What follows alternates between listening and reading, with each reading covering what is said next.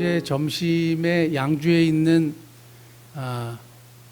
조금 커피값이 비싼 커피숍을 갔습니다. 커피숍을 가서 카페를 가서 커피를 마시는데 갑자기 어디서 웅성웅성 하는 소리가 들려요. 그래서 가만히 들어보니까 어느 여자분이 걸걸한 목소리로 하나님 아버지 뭐 이러면서 기도를 하는 거예요. 카페에서. 근데 통성으로 기도를 하는 거예요. 통성으로 기도를 하는데 원래 우리가 식기도나 이런 거 하면 짧은 것이 미덕이다. 뭐 기도는 하나님이 받으시지만 또 사람들을 생각해서 이렇게 보통 이야기를 하기도 하는데 카페에 가가지고 이 많은 사람들이 있는 거기에 걸걸한 목소리로 통성으로 기도하는 것이 굉장히 불편했어요. 크리스찬들이 예의가 없는 것이 아닌가 뭐 이런 생각도 들고 이게 과연 하나님께 영광이 될까? 그래서 제가 어제 한 번도 그런 기도를 한 적이 없는데 어제 교회에서 하나님께 한번 질문을 해봤습니다. 하나님, 오늘 카페에서 이렇게 기도하는 사람들이 있었는데 하나님은 그 기도를 들으셨습니까? 하고 제가 질문을 했더니 하나님 뭐라는지 아세요? 아무 답이 없어요. 저는 신령하지 못하기 때문에 이렇게 하나님께 막 계시를 받고 뭐 하나님이 그렇다 뭐 아니다 이렇게 대답을 별로 들은 적은 없습니다. 어저께 질문을 했는데 아무래도 그거는 옳지 않은 것 같아요. 왜 공공장소에서 예의 없이 이렇게 막 하는 크리스찬들이요, 우리 예수 믿는 사람들이요. 제가 오늘 그래서 우리 성도들이 가져야 할 두 가지 덕목 꼭 말씀드리고 싶은 첫 번째가 뭐냐? 배려하는 삶이에요. 배려하는 삶. 개신교가 위기를 겪게 된 이유, 그리고 우리 기독교가 사람들에게 개독교라고 불리는 이유 중에 하나가 저는 배려하는 삶을 잃어버렸기 때문이다 이렇게 봅니다. 많은 설교가들도 그렇고 신학자들도 그렇고 이렇게 얘기하는 분이 있어요. 예수님이 이 땅에 오신 것은 하나님이 인간을 향한 배려 때문이다 이렇게 보죠. 하나님이 인간을 향해서 최고의 배려가 예수님이 이 땅에 보내주신 것이다. 그리고 예수님도 이 땅에 사시면서 시각장애인이 나사렛 예수여 나를 불쌍히 여기소서라고 소리칠 때 주변의 사람들은 시끄럽다고 막 핀잔 주고 난리를 쳤는데 예수님은 그를 부르시잖아요. 시각장애인 입장에서는 그 예수님의 부르시는 그 마음이 주변의 모든 핀잔하는 사람들 말고 예수님, 그 주인공이신 예수님이 자신을 배려하고 말을 걸어주고 치유해 주실 때 그 마음에 느꼈던 은혜와 사랑이 얼마나 컸겠냐 이 말이죠. 어린아이들이 예수님을 보고 막 쫓아올 때 어른들이나 주변에 있는 제자들은 막 뭐라 그랬어요. 야, 너까지 어린애가 어디 예수님한테 가? 라고 하든지 막 핀잔을 줬는데 예수님이 가만두라. 그리고 어린아이들을 안아주시잖아요. 어린아이를 향하신 예수님의 배려하심, 예수님의 사랑이요. 그래서 사랑의 또 다른 이름이 배려다 이런 말이 있습니다. 그런데 우리 크리스찬들이, 우리 기독교 개신교가 이 세상 속에서 진리를 자꾸 선포하고 복음을 선포하는데 우리 것만이 옳다, 우리 것만이 진리다, 틀린 말은 아니에요. 예수 그리스도를 통해서만 구원을 받는다는 진리는 변함없어요. 이거는 우리가 생명을 걸고 지켜야 되는 것인데, 예전에 제가 어느 교회 예배를 드리는데 목사님이 얼마나 통쾌했는지 모른다 그러는 거예요. 무슨 얘기냐 그러니까 어느 교인이 그 절에 가가지고 불상에다 불을 지르는 것이 너무 통쾌하고 뭐 기분이 좋다고 그 우상을 태워버려야 된다고 이런단 말이죠. 한편으로는 우상을 태워버리는 것이 맞는 얘기지만 성경에서는 하나님의 백성들이 세상 속에서 살아가라고 이야기해요. 그들을 배타적으로 대하라고 얘기한 적은 없습니다. 사도 바울이나 성경에서 복음을 전했던 위대한 인물들이 우상을 불태웠다? 그런 얘기 없어요. 그냥 복음만 전했어요. 그러니까 그들이 자신들이 믿었던 책들, 그들이 믿었던 것들을 다 가지고 나서 불태웠다는 것이 사도행전 19장 이후에 나와요. 세상을 향해서 데모하거나 잘못된 것에 대해서 막 데모하고 난리치거나 그런 일은 별로 없어요. 근데 과거에 우리 선배 목사님들 중에 너무 극단적으로, 배타적으로, 그리고 이렇게 스님들이 시주를 하려면 사탄아 물러가라 하고 이상하게 샤머니즘하고 섞여갖고 예수 믿는 사람들이 막 소금 막 뿌리고 막 이런 일들을 했단 말이죠. 굉장히 그리스도인들이 독선적이고 자기들만 생각하고, 그러니까 세상으로부터 오히려 배척을 당하는 거죠.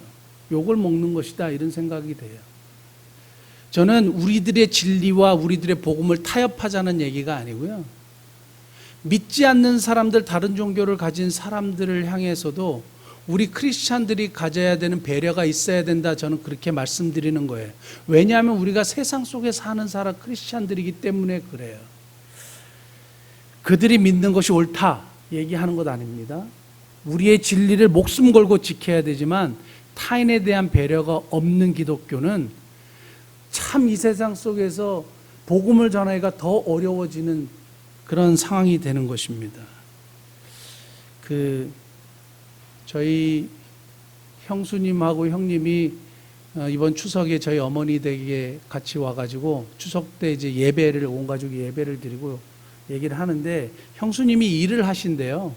그래서 어디서 일을 하시냐 그러니까 어느 큰 그 인터넷 몰 반품하는 그 파트에서 일을 하시는데 참 진상인 손님들이 있다는 거예요. 이게 어떻게 할 수 없는 반품을 한대요. 수박 2통을 사가지고 반 통씩 이렇게 잘라 먹고 반통을 해가지고 택배로 다시 반품해달라고 보낸다는 거예요. 그게 정말이냐 하니까 정말이래요. 그리고 배상해달라는 거예요. 왜 배상하냐? 당도를 보장한다고 했는데 그렇게 안 달다 이거예요.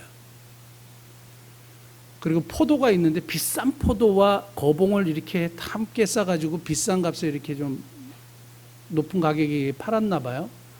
비싼 포도 딱 먹고 일반 포도를 그냥 이렇게 딱 택배해서 반품 딱 시킨대요. 그러니까 저희 형님이 그 얘기를 딱 듣더니 그거 아마 예수 믿는 사람일 거라고. 수박 먹고 반통 보낸 사람 아마 예수 믿는 사람일 거라고. 저희 형도 모태신앙이에요. 근데 교회 공사를, 인테리어 공사를 많이 하다 보니까 목사님들에 대한, 이 장로님들에 대한, 교인들에 대한 이 반감이 계속적으로 생긴다는 거예요. 그러니까 너무 그렇게 부정적으로 생각하지 마라. 그리고 이 예수 믿는 사람들로 인해서 예수님을 잃어버리는 것만큼 비극적인 일은 없다. 제가 이제 그렇게 얘기를 하고 이제 말았는데, 심지어는 같은 교인들에게조차도 인정받지 못하고 욕을 먹고 서로 욕하고 하는 이런 시기 실정이 돼버린 거예요. 진짜 가슴 아픈 거죠. 정말 말 다 하지 않았습니까? 그거 아마 예수 믿는 사람일 거라고. 같은 예수 믿는 사람들 입에서 나오는 거예요. 저는 그런 얘기를 수도 없이 들었어요. 아마 그거 예수 믿는 사람일 거야. 이게 도대체 어떻게 이런 일이 발생하게 됐냐 이번이죠. 예수 안 믿는 사람이 질책하고 욕하고 비난하는 건 어느 정도 이해할 수 있는데 같은 편끼리 그런단 말이에요. 참 안타까운 일입니다. 제가 뉴욕에 있을 때에 중동에서 선교하시는 선교사님 2분이 저희 집에서 며칠을 머무셨어요. 그래서 제가 뉴욕 구경도 시켜드리고 하면서 여러 가지 이야기를 나누는데, 저도 이제 선교회에서 선교에 대한 훈련을 뜨겁게 받았거든요. 그래서 막 중동 지역에, 예전에는 제가 중동 선교사로 나가겠다는 생각도 했어요. 죽으면 죽으리라 막 이런 생각을 했는데, 이분들이 뭐라고 얘기하냐면 한 선교단체에서 이 중동 국가에 와가지고 젊은 애들이 죽으면 죽으리라 이런 생각을 가지고 노방전도를 했대요. 예수님 찬양하고 막 복음 전하고.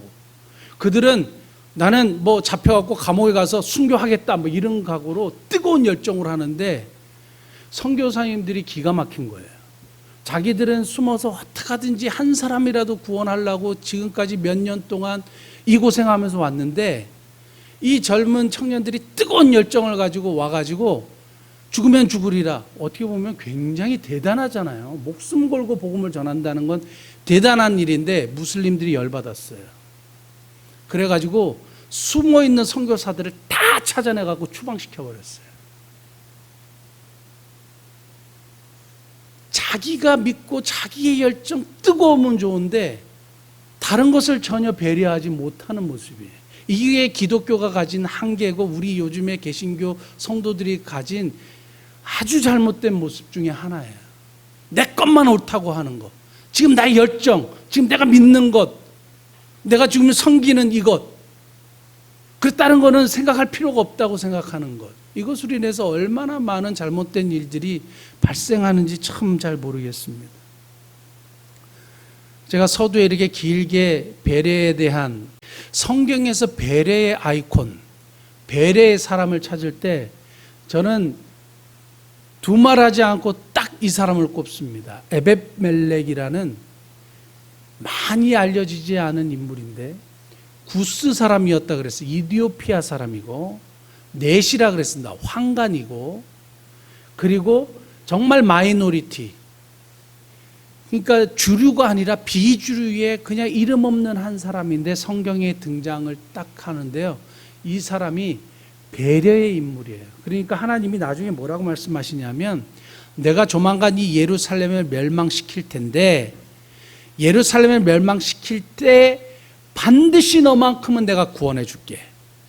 왜냐하면 네가 나를 믿었기 때문이야 라고 이야기합니다. 근데 그 믿음이, 에벳멜렉에 등장하는 믿음의 행동이 여러 가지로 등장하는데 가장 돋보이는 믿음의 행동 중에 하나가 배려함이에요. 배려함. 오늘 성경 한번 볼까요? 예레미야 38장 11절. 에벳멜렉이 사람들을 데리고 왕궁곳과 밑 방에 들어가서 거기서 헝겊과 낡은 옷을 가져다가 그것을 구덩이에 있는 예레미야에게 밧줄로 내리며, 구스인 에벳멜렉이 예레미야에게 이르되 당신은 이 헝겊과 낡은 옷을 당신의 겨드랑이에 대고 줄을 그 아래에 대시오. 예레미야가 그대로 하매. 자, 구스인 에벳멜렉은 힘이 없는 사람이었고, 왕이 한번 결정한 일을 사실 번복하기는 어려워요. 권력자들이 예레미야가 바벨론에게 항복해야 된다라는 그 메시지를 굉장히 기분 나쁘게 듣고 예레미야를 우물가묵, 구덩이에다 그냥 던져버린 거예요. 역사가 요세푸스의 말에 의하면 진흙이 목까지 찼다고 이렇게 돼 있어요. 그러니까 목까지 차서 그냥 거기에 이렇게 있는 거예요. 빠져나올 수도 없고 숨을 제대로 쉴 수도 없고 먹을 것은 하나도 안 주고, 뭐 숨을, 우리가 뭐 그 목욕탕에서 물에 1시간, 2시간 있을 수 있습니까? 없어요. 숨쉬기가 어렵단 말이죠. 몸도 자꾸 부풀어 오르죠. 이런 상황이 된 거예요. 그런데 왕한테 당당하게 얘기했더니 왕이 허락해 줬어요. 이건 놀라운 일이거든요. 그런데 자기가 이 왕의 명령을 딱 듣고 구덩이로 막 쫓아가서 왕이 허락했다고 당신을 구해주겠다고 하고 밧줄을 막 들이밀어가지고 예레미야를 끌어올렸으면 예레미야의 살갗이 아마 확 다 벗겨졌을 거예요. 더 이상 끌어 나오기가 힘들 정도가 됐을 거예요. 근데 성경에서 저는 왜 에벳멜렉이 사람들을 데리고 왕궁 곳간 밑으로 갔냐, 밑방으로 갔냐, 이게 굉장히 처음에는 신기했단 말이에요. 그런데 가가지고 헝겊과 낡은 옷을 막 가지고 온 거예요. 그리고 겨드랑이 밑에 대라는 거예요. 두껍게 대라는 거예요. 그래서 밧줄을 거기에다 대라는 거예요. 이걸 왜 이렇게 디테일하고 자세하게 기록했을까? 예레미야의 상태를 보고 예레미야 입장에서 생각한 거예요. 이게 배려라는 거예요. 하나님이 네가 나를 믿었기 때문에 너를 구원해 줄게 라고 이야기했던 에벳멜렉에서 등장했던, 정말 하나님을 믿었던 사람에게 나왔던 캐릭터 하나는 배려함이에요. 배려함.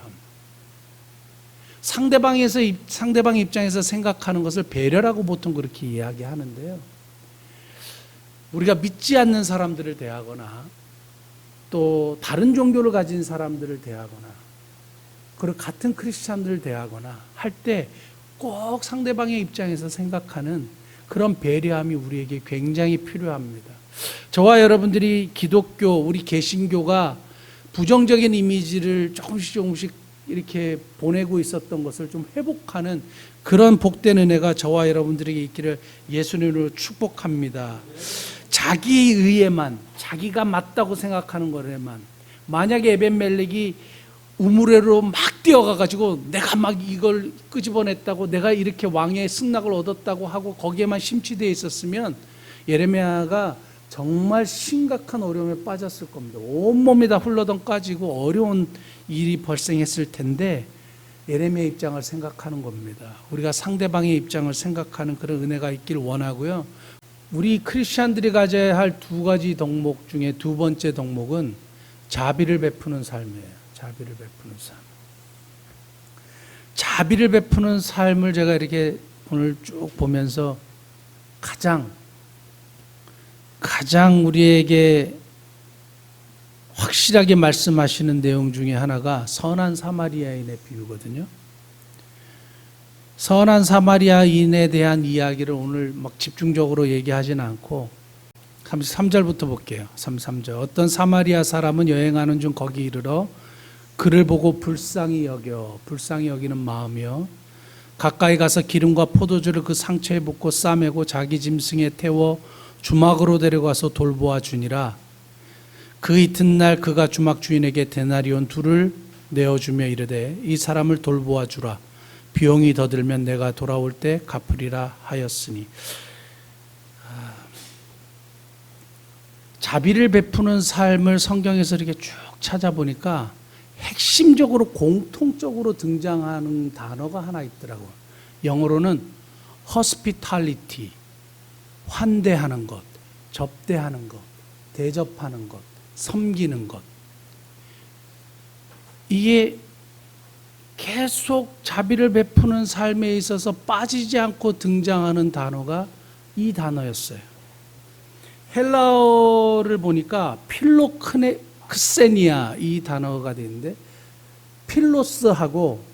필로스라는 단어하고 크세니아라는 단어가 이렇게 합성되어 있는 그런 단어입니다. 이건 뭐냐면, 필로스는 친구라는 뜻이고요, 크세니아는 이방인, 낯선 사람 이런 뜻이에요. 그러니까 낯선 이에게 친구 되어 주는 일, 낯선 사람에게 친구 되어 대접하는 일, 이게 허스피탈리티, 대접하고 환대하고 섬기고 자비를 베푸는 삶의 핵심으로 들어가 있는 거예요. 오늘 선한 사마리아인도 낯선 이에게 친구가 되어주고, 그리고 그를 대접해주고 그를 주막으로 옮겨서 그가 회복할 수 있도록 도와줬어요. 다시 말씀드릴게요. 이 사람을 주막으로 데리고 와서 그를 쉬게 해주고 치료해주고 회복할 수 있도록 도와줬단 말이죠. 이 허스피탈리티의 어원을 살펴보니까 호스피탈레라는 어원을 갖고 있는데, 이게 뭐냐 하면 나그네들에게 쉴 자리를 제공해 주는 것. 호텔도 여기서 나오는 거예요. 쉴 곳. 그리고 허스피탈, 뭡니까? 병원이요. 아픈 자들, 병든 자들이 치유해 주는 것. 이것이 다 같은 어원에서 나왔어요. 그러니까 주막, 쉬는 곳. 그리고 강도 만난 자, 상처받은 자, 아픈 자가 거기서 치유되고 회복되는 곳. 교회란 뭐냐? 힘들고 어렵고 피곤해 지치어 있는 사람들이 와서 쉬는 곳이 되어야 하고, 아프고 상처받은 사람들이 와서 치유받고 회복되는 곳이어야 한다는 거예요.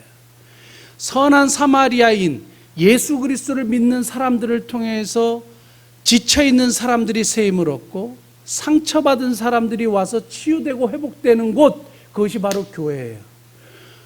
주막으로 데리고 왔어요. 주막을 우리가 교회로 이해할 수 있습니다. 여기 와서 상처받은 사람이, 강도 만난 사람이 회복되고 치유되는 것이죠. 그것이 교회 공동체가 돼야 된다. 저는 그렇게 여러분들에게 말씀드리고 싶습니다. 빅토르 위고라는 사람이 있는데요. 여러분, 레미제라블이라는 이야기를 들어보셨습니까? 장발장에 대한 얘기예요. 장발장. 거기에 누가 나오냐면 미리엘이라는 신부가 나와요. 미리엘이라는 신부가 나오는데, 너무 유명한 얘기죠. 영화로도 나오고 영국으로도 하고, 그래서 어린 아이들로부터 어른에 이르기 같이 레미제라블을 잘 모르는 사람은 거의 없을 정도예요. 그런데 여기에 위대한 허스피탈리티가 나와요. 허스피탈리티. 환대하고 대접하고 섬겨주는 거예요. 장발장이 빵을 하나 훔쳤다는 이유 때문에 20년형을 받고 도망을 칩니다. 도망을 치는데 마침 미리엘 주교의 집으로 들어옵니다. 근데 미리엘 주교가 도둑놈이잖아요. 나쁜 사람이잖아요. 그냥 보면요. 그런데 그를 환대해 주죠. 먹을 것을 제공해 주죠. 식사를 제공해 줍니다. 그리고 그가 쉴 수 있도록 쉴 장소를 제공해 줍니다. 그런데 이 사람이 은접시를 훔쳐가지고 도망가다가 잡혔어요. 그래서 경찰이 미리엘 주교로 데리고 오는데 미리엘 주교가 아유 왜 은촛대도 줬는데 은접시만 가지고 갔느냐 이렇게 하고 촛대까지 주겠다고 이렇게 했잖아요. 거기서 장발장이 녹아내려 버린 거예요. 장발장을 변화시킨 것은 다른 것이 아니었어요. 허스피탈리티, 환대하는 삶. 자비를 베푸는 삶의 핵심은 환대예요. 그래서 그를 지극정서로 잘 대접해 줬고, 그래서 장발장이 새롭게 회복되었어요. 그리고 끝까지 자기 신분을 숨기지만 정말 선행을 베풀려고 하고 제대로 살아보려고 하고 애쓰는 그런 인생이 되었단 말이죠. 저는 저와 여러분들이 이러한 자비를 베푸는 삶의 핵심인 환대하는 삶, 대접하는 삶, 후대하는 삶, 접대하는 삶, 이런 삶을 살아가시는 그런 복된 은혜가 있기를 예수님으로 축복합니다. 우리가 왜 이런 일들을 해야 되느냐? 그것만 간단하게 말씀드리고 말씀을 마칠게요. 복음의 핵심이 뭔지 아세요? 복음의 핵심? 예수님이 우리를 환대하셨고, 예수님이 우리에게 자비를 베푸셨고, 예수님이 그냥 받을 수 없는 죄인들 우리를 그냥 그대로 품으셨어요. 수고하고 무거운 짐진 자들아 다 내게로 오라. 내가 너희를 쉬게 하리라. 내가 너희를 위해서 쉴 곳을 예배해 두었어. 너희들 여기 와서 쉬어. 그리고 여기 와서 회복돼. 여기 와서 치유돼. 이게 복음의 핵심 중에 하나란 말이에요. 수고하고 무거운 짐진 자들아 다 내게로 오라. 내가 너희를 쉬게 하리라. 예수님의 환대. 예수님이 우리를 환대하셨기 때문이고, 두 번째는 성경은 환대하지 않는 것, 허스피탈리티 하지 않는 것 책망하고 있어요. 한 구절만 볼까요? 요한 3서 1장 9절 10절에 보면 디오드레베라는 사람이 있는데, 교회 안에서 으뜸이 되고자 하는 지도자 중에 한 사람이고, 오늘날로 따지면 중직자, 장로님, 권사님, 디오드레베라는 사람이 있는데요. 사도 요한을 무시해버렸어요. 그러니까 교회 목회자를 무시해버리고, 선교사님들이 오거나 순회 전도자가 오면 받아들이지 않았어요. 오지 마십시오. 비용이 듭니다. 그리고 성도 중에 그런 순회 전도자를 섬기려고 이렇게 하면 그 사람을 왜 그런 짓을 하느냐? 교회가 원하지도 않는데 나가 하고 교인들을 내어 쫓아버렸어요. 여기서 나오는 단어가 hospitality예요. 사람들을 받아들이고 환대하지 않는 것에 대해서 굉장히 강력하게 책망합니다. 세 번째는